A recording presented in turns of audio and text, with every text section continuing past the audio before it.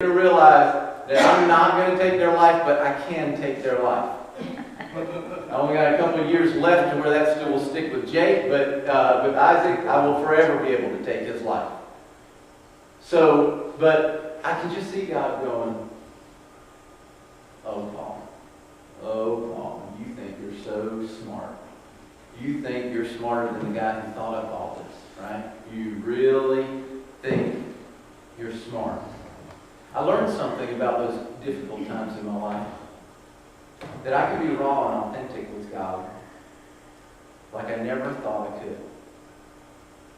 And I don't know how that helped. It helped our relationship, but even more so, it just helped me get things that were inside of me outside of me.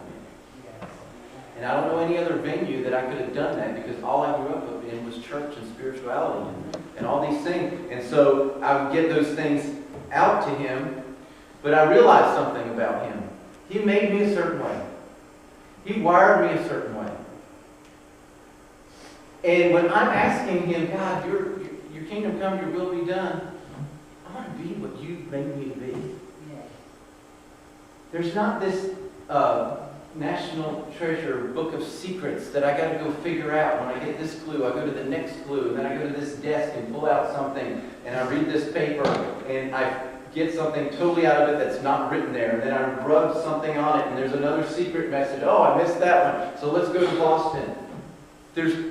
It's not a huge code. It's God has made me, and He's wired me, and He wants me to be the best Paul I can be. Jesus said, when you pray to your Father. Yes. Pray. You say, God, I want to be who you. I want to be who you call me. I want to do what you call me to do.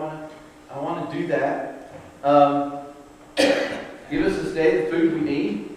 You can ask God for stuff, right? Yeah. Here's the thing.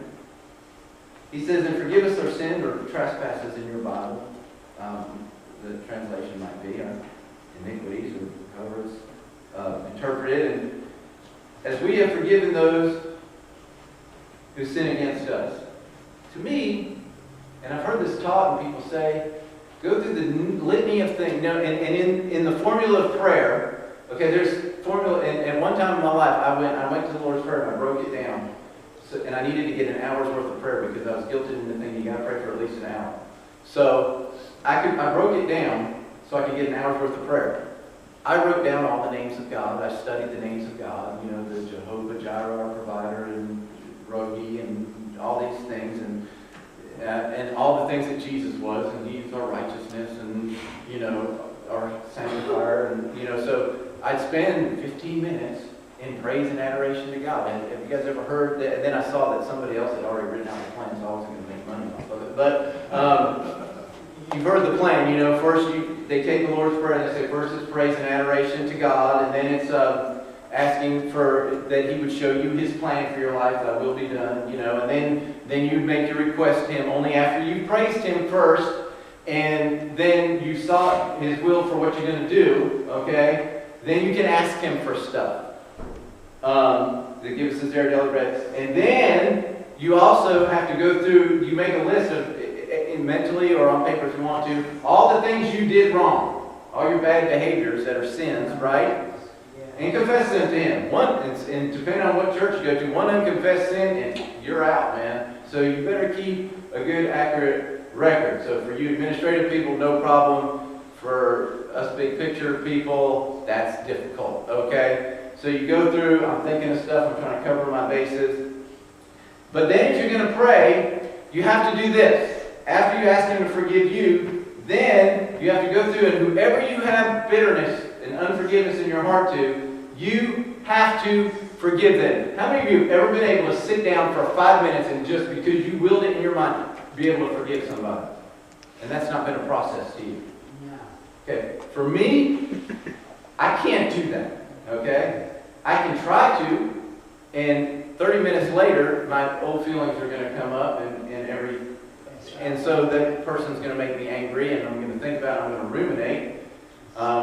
Whereas if I just forget about it and move on, it'd be better. Part of the reason why this, people have taught when Jesus is talking about this prayer. By the way, he throws this out there for these guys, right? It's not like it's not like this is the Sermon on the Mount. This is, hey, look, this is what prayer is about. It's a relational prayer with God. But at the end of this prayer, he's trying to get them to think about something. He's trying to get them to think about something. I want you to think about something about your trespasses. I want you to think about sin and what your sin really is when you say, forgive us our trespasses. Okay? I think what Jesus was saying and I'm not asking you to agree with me. I'm asking you to think about this. This could help you because it could help relieve some guilt off your life, and it could help you realize that God's on your team, okay? When he says,